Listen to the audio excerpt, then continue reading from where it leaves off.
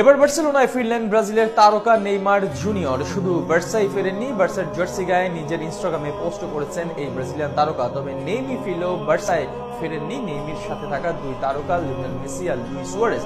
কেন বার্সায় ফিরেছেন ব্রাজিলিয়ান তারকা নেইমার, তা নিয়ে বিস্তারিত থাকছে।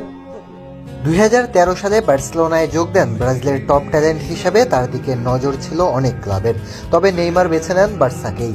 এরপর রেকর্ড 222 মিলিয়ন ইউরো দিয়ে নেইমারকে নিজেদের ড্রায় নিয়ে যায় পিএসজি। 2017 সালে বার্সা ছাড়েন নেইমার। যদিও নেইমি 6 বছরের সময় বেশি বার্সা ছাড়লেও বার্সাকে যেন এখনও মন থেকে ছাড়তে পারেননি নেইমার জুনিয়র।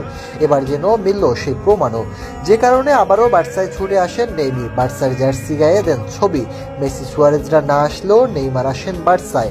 নেইমার বার্সায় পা দিয়েছেন আবার। স্পেন ও বিশ্বের অন্যতম ঐতিহ্যবাহী ক্লাব বার্সেলোনা। কিছুদিন আগে 125 বছরে পা দিয়েছে ক্লাবটি, আর সেখানে বড় অনুষ্ঠান আয়োজন করতে যাচ্ছে ক্লাবটি। বার্সার আয়োজন করা গালা ইভেন্টে দাওয়াত দেওয়া হয়েছে নেইমারকে।